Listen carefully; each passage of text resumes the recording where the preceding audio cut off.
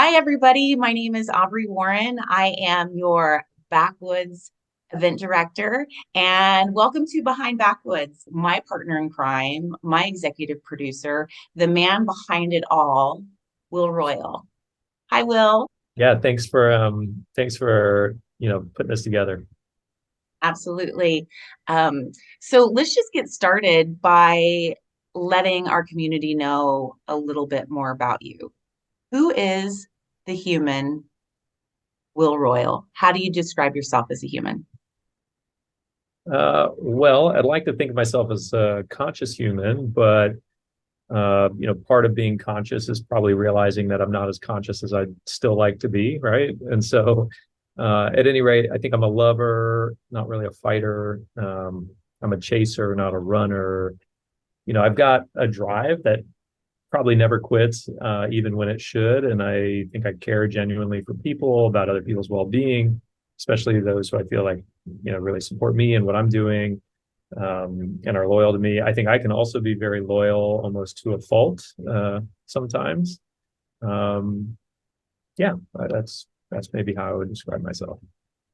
Awesome. Thank you. Hey, and I'm also just going to throw in there because I know you as a human. You're also a husband and a dad too. Oh, So for true. Yeah. anybody, I mean, besides the qualities, right? Like in my day to day, I'm a husband, I'm a dad to two young boys. I've got a 2-year-old, a 4-year-old. I like to party, but I like to work hard, too, right? So I live down in the U.S. Virgin Islands. I moved down here about 6 years ago to build a house and raise a family, and haven't left since. awesome. Thank you for sharing a little more of those details. I knew there was some more personal information I could pull out of you there. So tell me, what was your introduction to electronic dance music and the EDM scene? Because although we're a cross-genre music festival, we do lean towards electronic dance music. So I would love to hear your background in that. Yeah, and I think, to that point, I think we're going to lean in even more on the electronic side this year than we have in the past.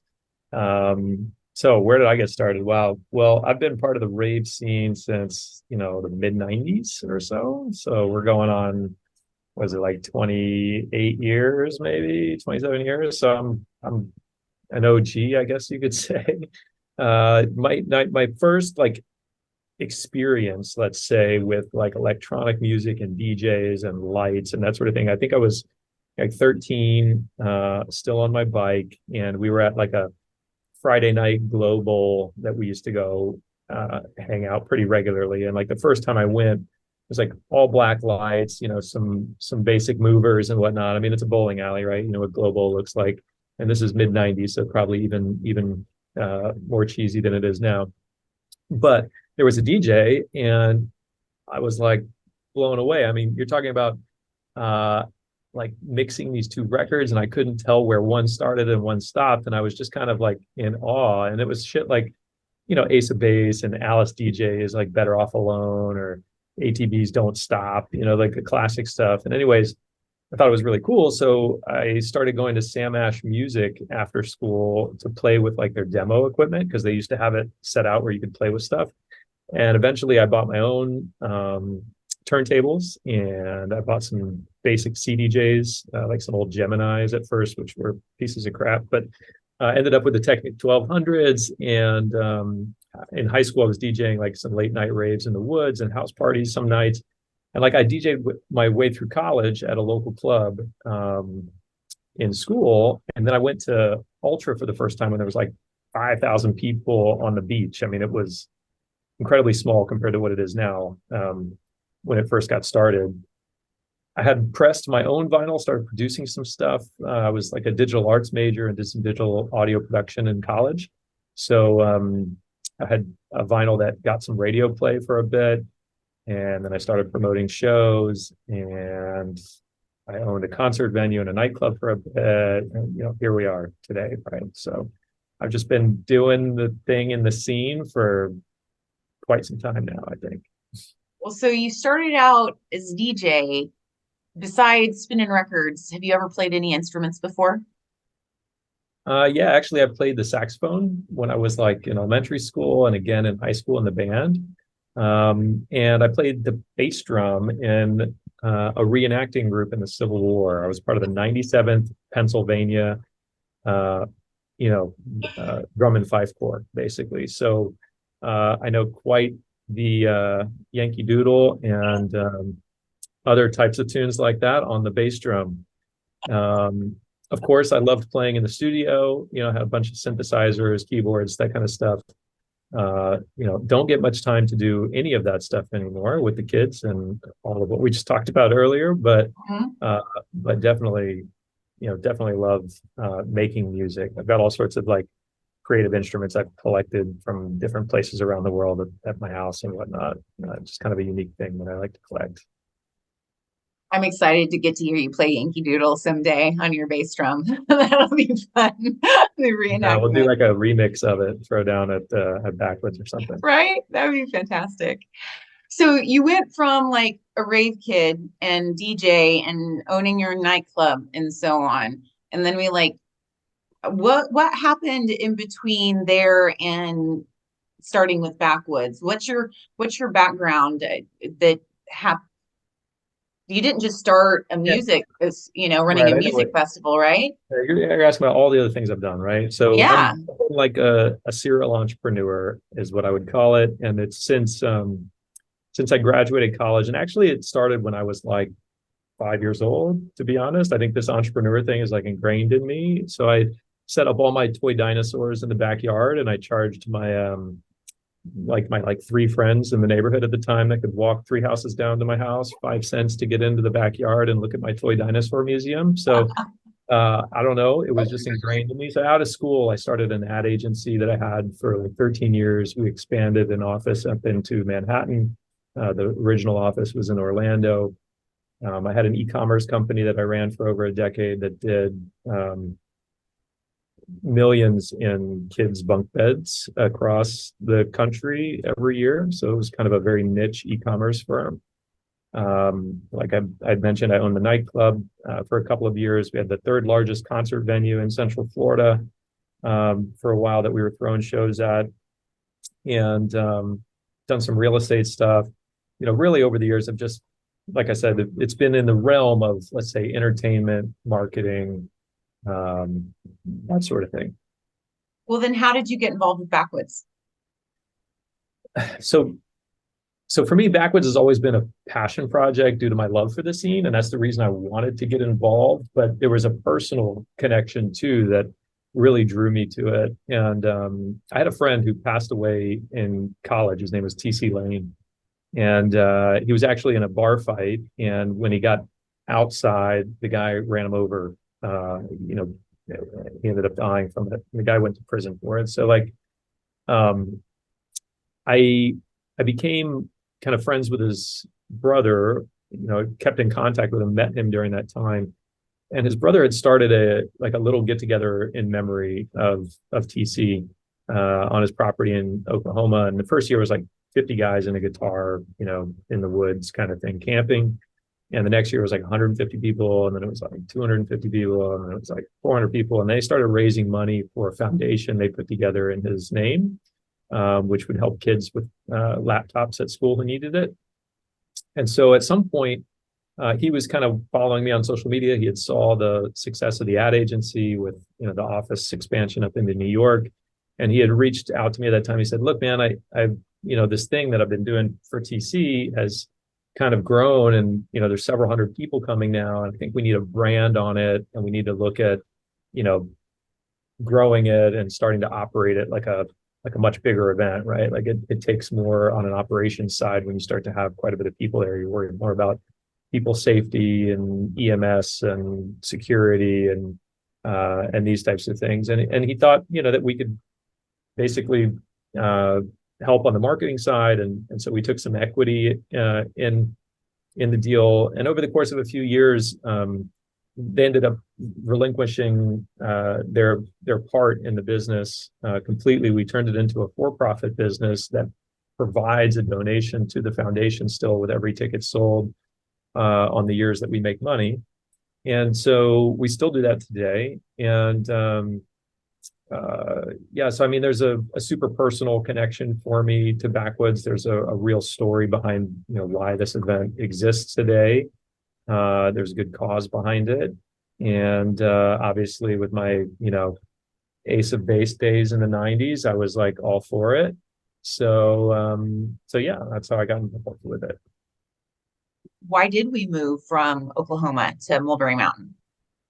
Yeah, so I'll save you all the details, right? But the gist of it, I think, is that we really outgrew the county that the festival was in. So we had eventually moved from I think it was Peru originally to Stroud, Oklahoma, and in that county, in Lincoln County, it was like we brought in more people to the festival than like lived in the whole county.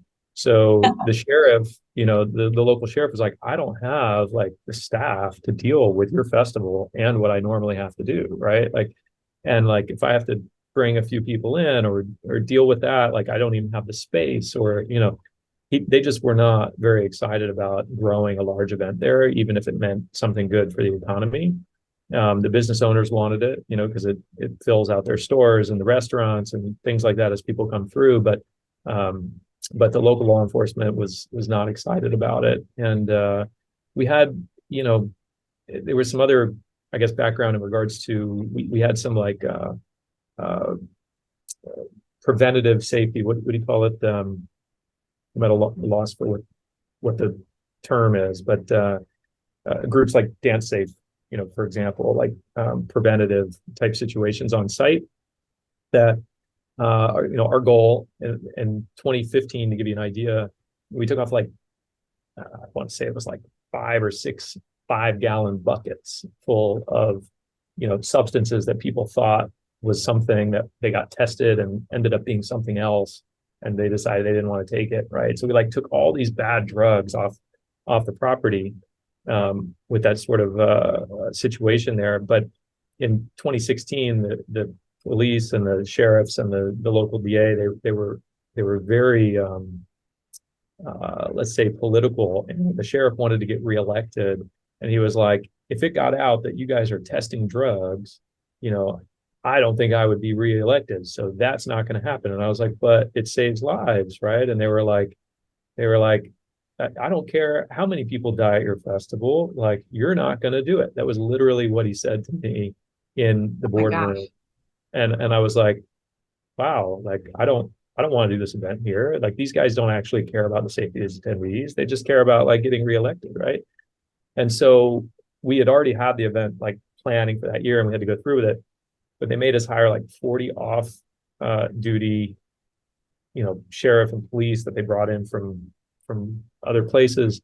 They put up police towers. I mean, they made it incredibly difficult. They put a 2 a.m. curfew for sound at big, I think it was Big Gigantic that year was playing, and they tried to play like one more song.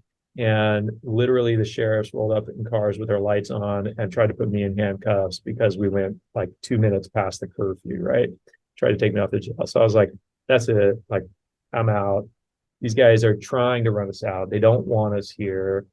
They don't care about the attendees. Like, it was just a horrible, situation when you think about trying to grow a festival and keep everybody safe and do the right thing. So at the time, we knew Wakarusa was had their last festival, and we knew that the mountain was there and nothing was going on, and people might be excited to return. So that's what we did. We called up. It was just a few hours away from our other venue. Did a site visit, booked it, and returned the magic to the mountain. That was the idea. Well, and that's what drew me to Backwoods. I haven't been shy about sharing that I have an intense love affair with that venue, um, and so that's why I got involved. When I heard that Backwoods was moving to Mulberry Mountain, I like to say I started courting you and Javi, but some other people say I was stalking you and Javi. But potato, potato. Regardless, what is your dream for Backwoods, Will? Um, I mean, I think that I would love to see it, you know, become a larger festival. I like the intimate vibe, but I think that based on the location and the way we like what we have available to use there, we can keep that intimate vibe even if the festival grows. I think there's a real opportunity because it's such a magical place to really craft something that provides much more than just a concert experience, right? Like if you think about what Electric Forest has done with, art in the woods, or Halloween, for example, like a caliber event with that sort of art, that's what I'd like to see Backwoods turn into. But that doesn't happen until you have enough people coming, that can support that sort of thing financially. And it doesn't happen without a community that supports the event, that wants to get involved and take ownership of certain things, right? Yeah, the festival doesn't happen because of Aubrey, the event director, or Will, the producer, or that's not how these events happen. These events happen with, hundreds of people who are contributing something to the greater community to pull the festival off. So I'd love to see, more people contributing and more people attending, and, the visual art in the woods getting bigger, and, just everything in general, just being taken to the kind of next caliber, but still keeping that intimate, kind of non-corporate vibe that I feel like Backwoods has. Absolutely. I mean, I feel like Wakarusa had that. It was an intimate vibe, but it was bigger. And I feel like we have the capacity to grow and to become something. We want to be our own thing. We're not trying to be another Wakarusa, but we definitely, I think, can expand to the capacity that they were. And that's an exciting vision. Absolutely. So in closing, is there anything that you would like to share about the upcoming event, or just anything that you would like to communicate to the Backwoods community while you have their attention? Yeah, I mean, like I said, I think that if we talk about the dream for Backwoods and trying to grow the community, I guess I would ask that our community try to share it with as many people as possible, right? Like if you went last year, come this year and try to bring somebody else and like open their eyes to what magic, a festival can bring to your life, especially if they've never been to an event like that before. It's really cool. I think we're trying to refocus around community with the event, and I think we did pretty well with that this last year. The workshops are getting more engaging and intense. I attended several of the workshops this year for the first time, right? Had Aubrey's nothing to do with our magic. personal relationship, right? I Had don't think nothing to do so. with that. No, it had to do with the con. It had to. Hey, if you're going to schedule crappy workshops, I'm not going. Okay, just Right. because I know you, I'll come by and say hi, but I'm not going. But like sex magic was awesome, for example. The sound healing was great. So, I think if the community, I'm asking, I guess, the community to share it with as many people as you can that you think could use this sort of thing in their life, like could use this magic in their life, and then get involved if you can. Like we have so many opportunities to get involved. When applications open like this coming month, right? There's like vendors, there's visual performers, there's visual artists, there's music opportunities, there's workshop opportunities, there's sponsorship, vendor opportunities. Like there's so many ways that you can get involved and actually help Volunteer opportunities. It takes so many hands. volunteer. Yeah. Volunteer. There's so many opportunities to get involved. So, and the volunteer thing is cool, right? Because you pay a deposit for your ticket, which just makes sure that you show up your shifts. As long as you show up your shifts, you get your deposit back. So you basically get to attend the event in exchange for volunteering for free. And then, but you get to be like part of that behind the scenes crew that makes it happen. So you get to know the team, and you get, some special perks and things like that other people who are attending the festival don't really get the chance to see and do. And there's no better way, I think, to get like deep into the team than to start as a volunteer, because Well, all we've of our had paid many staff conversations. have pretty much been volunteers prior to being paid staff, right? They like start as a volunteer one year, they do great, they shine, and we're like, okay, we're going to move you into a paid position, right? So it's Absolutely. definitely the path in if that's the route you want to go. Yeah, I have a full list of people who are on our volunteer staff who I'm begging to come back this next year because they were so awesome. So definitely a great way to get started. Well, Will, thank you so much for your time. Thank you for letting us know a little bit about you as a human, as the background and the foundation of this community. And we look forward to having an amazing 2024. Awesome. Thanks so much, Aubrey. Appreciate you putting this together.